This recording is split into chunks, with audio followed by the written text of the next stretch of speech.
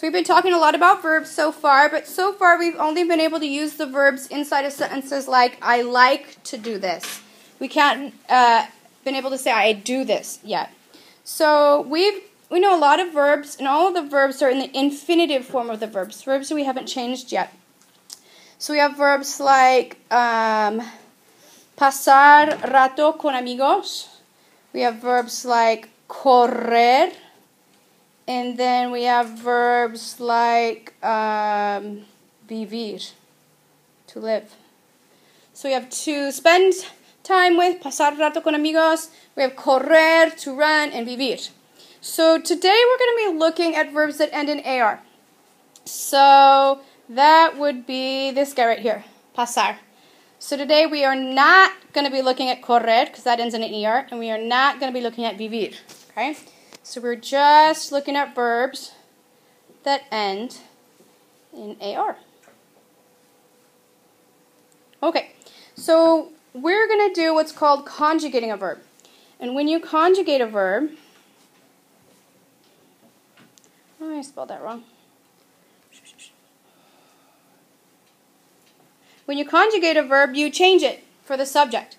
Now, when we conjugate our verbs in English, we don't do a lot of changing. It's kind of hard to actually see the changing. So if we want to use the verb, for example, to spend, pasar, you would say, I spend.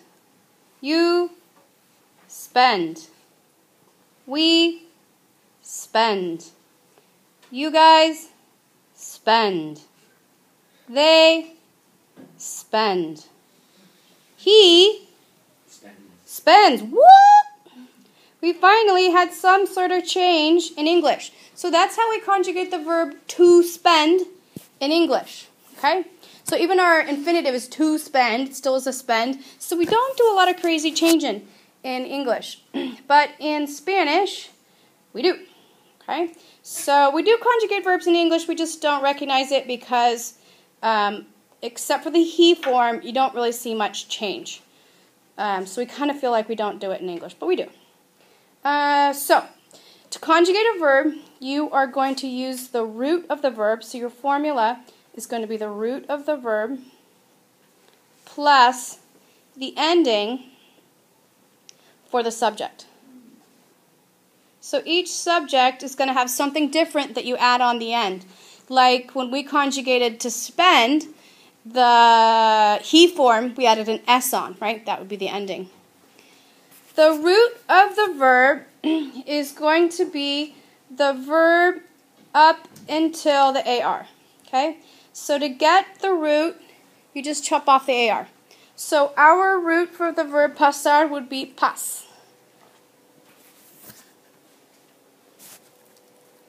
So pas. Pas would be the root. Pasar, to spend time with. So we have a root plus ending. And then what we need to do is figure out what are the endings for every subject that we have.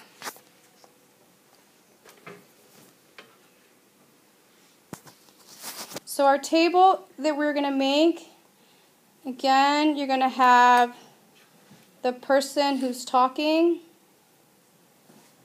the person you're talking to, make room for a formal and an informal, and the person you're talking about. So the ending for the person talking, if there's just one person, is going to be O. And the ending, if there are two or more people talking, we, is going to be amos. The ending that you're going to add if you're talking to one person and you have an informal relationship with them is as. If you're talking to one person and you want to show some respect, you're going to use a. If you're talking to a group of people, you guys, an. If you're talking about one person, male or female, you add an a. For verbs, we don't worry about gender. We only worry about gender with nouns and adjectives that match them. But verbs, it's an a, whether it's a guy, or it's an a, whether it's a girl. And if you're talking to a group, about a group of males, females, or mixed, it's an. Now we should start seeing some things duplicating. The usted form is an a, and the L and the ella form is an a. Okay? We should start seeing those things match up. The ustedes form is an an, and the ellos form is an an. So how you tell the difference between those two is you just really need to use context. All right. Make another verb table down below.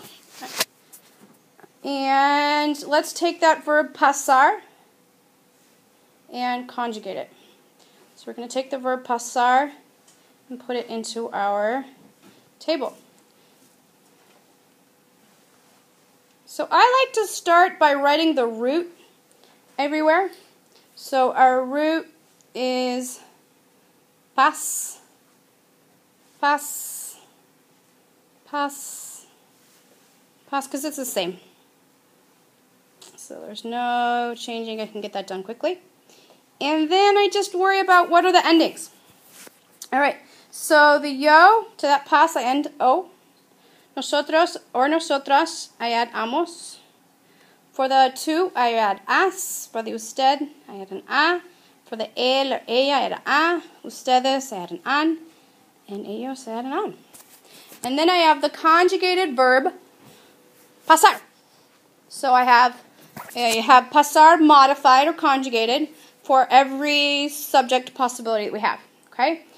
What do these words mean? Okay? What does paso mean? It means I spend. What does pasas mean? You spend.